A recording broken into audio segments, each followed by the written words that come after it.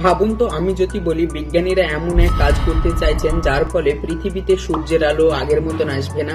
না, এটা কোনো গল্প নয়। ইউকের বিজ্ঞানীরা সত্যিই চেষ্টা করছেন সূর্যের আলোকে একটু কমিয়ে দিতে। কেন সূর্যের আলো কমানোর কথা হচ্ছে? আমরা জানি পৃথিবীতে দিনকে দিন গরম বেড়েই চলেছে, বৃষ্টি কমছে, খরা নামছে, বরফও গলে যাচ্ছে। এই সমস্যার মূল একটাই কারণ আমরা বেশি গ্যাস বের করছি, যেমন কার্বন ডাই অক্সাইড, যা সূর্যের তাপকে আটকে রাখে। এখন বিজ্ঞানীরা ভাবছেন সূর্যের কিছু আলো যদি পৃথিবীতে না আসে তাহলে গরম কমবে কিনা।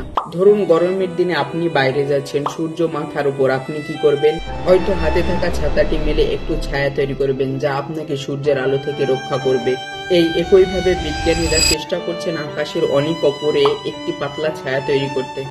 তারা বলছেন যদি আমরা বায়ুমণ্ডলে কিছু ক্ষুদ্র কণিকা ছড়িয়ে দিই, যেমন সালফার, বিশেষ ধরনের এক ধুলো, তাহলে সেটা সূর্যের কিছু আলো ফিরিয়ে দিবে মহাকাশে। এর ফলে পৃথিবী কিছুটা হলেও ঠান্ডা থাকবে। এই পদ্ধতির নাম হচ্ছে স্ট্র্যাটোস্ফেরিক অ্যারোসল ইনজেকশন, মানে আকাশের অনেক ওপরের স্তরে কণিকা ছড়িয়ে দেওয়া। ইউকের বিজ্ঞানীরা এবং কিছু বিশ্ববিদ্যালয় মিলে এমন একটি পরীক্ষা করতে চান এবং তারা দেখতে চান এটি নিরাপদ কিনা, কতটা কাজ করবে এবং পরিবেশের উপর কোনো খারাপ প্রভাব পড়বে কিনা। অনেক বিজ্ঞানীরা বলছেন এইভাবে সূর্যের আলো কমালে হয়তো কিছু দেশে বৃষ্টি কমে যাবে, কিংবা পরিবেশে অপ্রত্যাশিত পরিবর্তন দেখা দিবে। সত্যি বলতে এই আইডিয়া বেশ ইন্টারেস্টিং, কিন্তু এখানে অনেক সতর্কতা এবং পরীক্ষা নিরীক্ষার প্রয়োজন। সূর্যকে নিভিয়ে দেওয়া নয়, শুধু একটু আলো কমানোর চেষ্টা হচ্ছে। বিজ্ঞান এগোচ্ছে, কিন্তু আমাদেরও গাড়ির ধোঁয়া, কলকারখানার গ্যাস কমিয়ে এই পৃথিবীকে বাঁচাতে হবে।